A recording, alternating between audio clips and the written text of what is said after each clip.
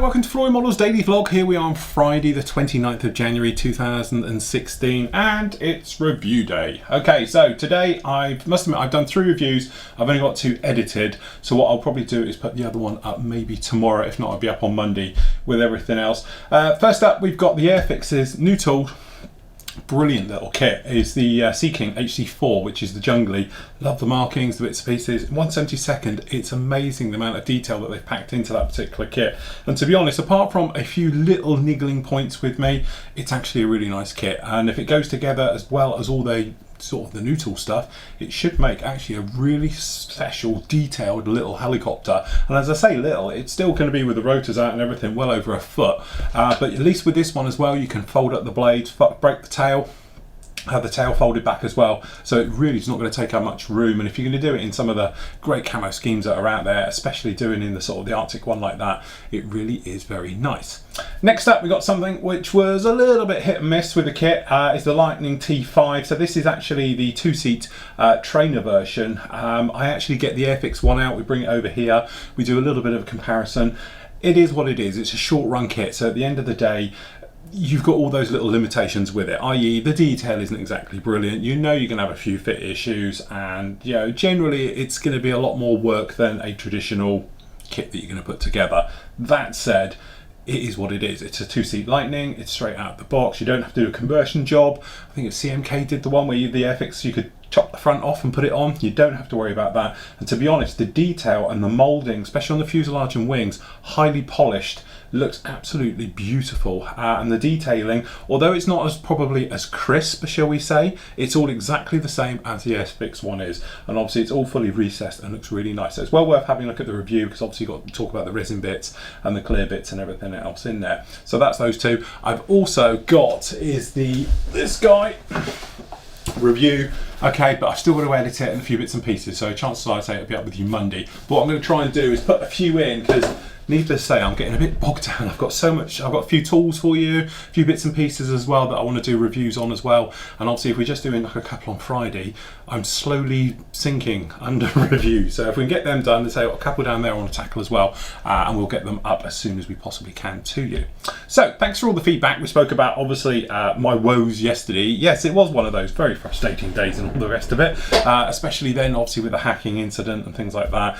Doesn't look like too many of you are affected. It's just obviously I know it's annoying. A lot of you obviously spot it that it's a hack and all the rest of it, and obviously it's just a spam email, just phishing and all the rest of it, so you just delete it. But it just worries me that, you know, if somebody clicks on it, because I've got no idea what it'll do. Anyway, the MiG. So if you notice, it's fully handleable now. That's because I've bitten the bullet. I didn't try and sand it or sort of fix any problems or anything else like that. I've just given it a coat of X1 Tamiya black right over the top.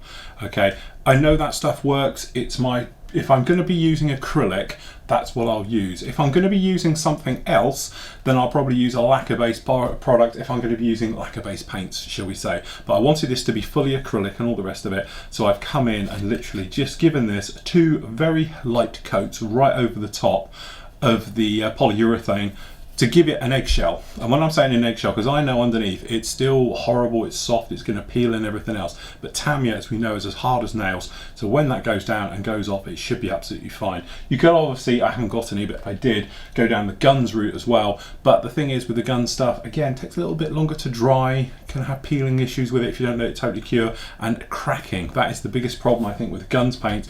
They take a little longer to dry, and if you start overcoating with them, you can actually get cracking. If you've ever had a problem with like eggshell effect, that's what it is. Okay, but needless to say, apart from it now feeling like a Brillo pad, no, it's not that bad. But what I'm going to do is I'm going to leave this till Monday, I think, and then what I'm going to do is sand this with a polisher just to take the edges off of it and everything else like that.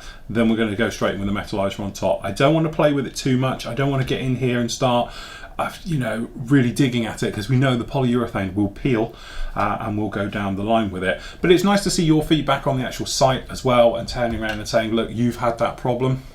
and things like that. So from my point of view, it's nice that it's not just me. I don't just sit here and all the rest of it. Stineres, loads of you asking about it. We spoke at length about this stuff when it first came out. A lot of you said, what is it, and all the rest of it. This is the stuff. There is a full review and everything up on the site about using it. I was sent a bottle, to be honest. I didn't buy it. I didn't even know anything about this stuff until the members brought it up, and I was sent a bottle. So it was one of those things, yep, I'll try anything. And it's fantastic. It's really nice. The thing is I love about it is that it doesn't seem to care how you put it down. And to be honest, when I was spraying this, there's a story to that as well, which I'll tell you in a minute. But when I was spraying this, it looked a little bit orange peely, shall we say, when it was going down. And I thought, oh, it's a bit heavy. That's because I actually used a 0.4 nozzle. Now, putting a 0.4 nozzle down there, the great thing about it is that obviously you don't get any stopping and starting because it can clear faster, okay, and all the rest of it. So from that point of view, I was a little bit worried that we might get a bit of orange peel. This stuff's dried like a mirror, absolute mirror. Well, I say mirror, but it's like a satin finish, okay? But it is self-leveled, and that is the thing with a good primer. You want a primer that will basically fill all the details you don't want, but leave all the nice ones you do. So like down in here, we've got some very fine details around obviously hatches, we've got checker plating, things like that, and it hasn't filled it all at all. It's not like it's sort of, you know, sort of taken the edge off of it and it doesn't look as sharp anymore. It's just that it's sharp. But what it does do, all the areas, don't know how it does it, magic, voodoo, something, but it seems to fill all the nasty ones. So things like the tubes at the top, had a bit of time with them, but it's made them absolutely seamless, you know, completely very nice. And a few little areas, to be honest, around here, like the mine plough thing, a couple little glue marks, things like that, they've all gone.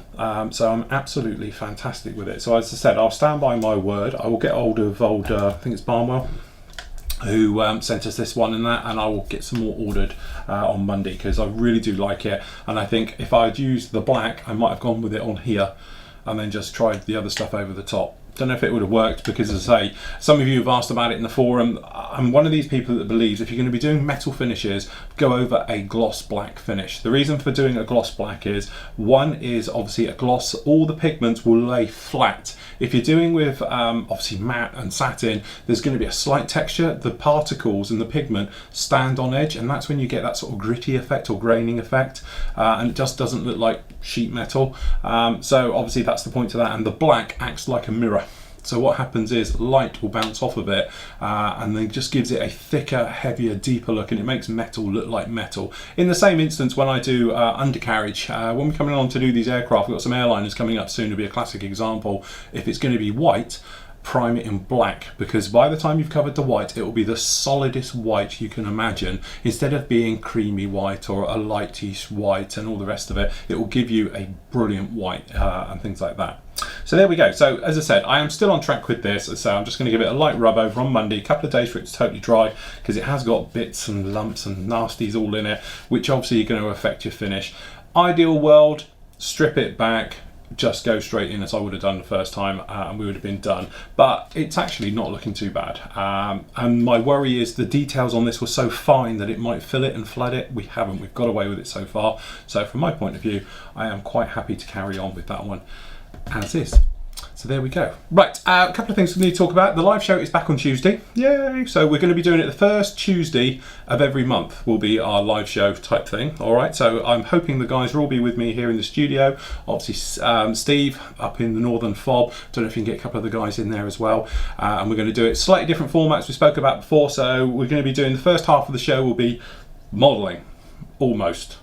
Yeah, all right, we'll try, all right, to be modelling. And then after that, it'll be really, you know, general stuff, life, and it'll turn into comedy hour probably, and all the rest of it like that. Okay, Monday, we've got our first big prize draw. Okay, now the thing is, every month we do a prize draw, and I know a lot of you who aren't in the forum often say to me, I would love to, but I've got no interest in being in the forum and all the rest of it, and I've always stuck to my guns. But we've had loads and loads of people asking, so now what I do is, as long as you've logged into the Flory Model site in the last 30 days, you're automatically entered. So what I'm going to do is on Monday, I will go back and it will tell me everybody who's logged in the site from the 1st back to the 1st of last month, and then that way everybody in that list will go entered into it. Okay, and then you'll be entered, and then somebody will be picked at random, completely random, and then they will win the prizes for that month, which I will bring down here on Monday and I'll show you, which are loads of promotional stuff, because we've got going to obviously ramp it up a little bit, a couple of kits, a couple of wash sets, things like that, and various bits and pieces. All right,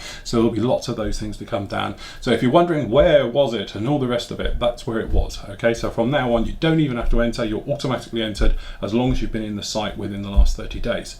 Speaking of which, if you're in the forum and you're not on the site, log in to the site at some point over the weekend, because obviously we have this thing where we only have active members in the forum. So if you're a dead forum member and you're not using it and all the rest of it, then you'll be deleted, because we try and keep it as current and up to date and everything. We're not just one of these things that has millions of subscribers, because there's not actually any in there. It's obviously current active members, okay, and that feature's been turned off for the last couple of months, almost a year, so that's going to be active again, reactive again. So if you haven't logged into the main site, it will check you. Basically, it does it the same way as when you very first logged in. It will just check your IP login address against the one that's on file for the main site. If they don't add up, it will kick you out.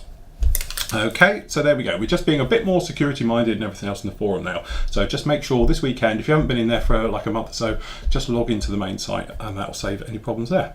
So that's it. What a week. Up and down week for me. Trust me, nightmare at the moment. Hopefully next week we'll be just pushing on very nicely. These two will definitely be out of the way.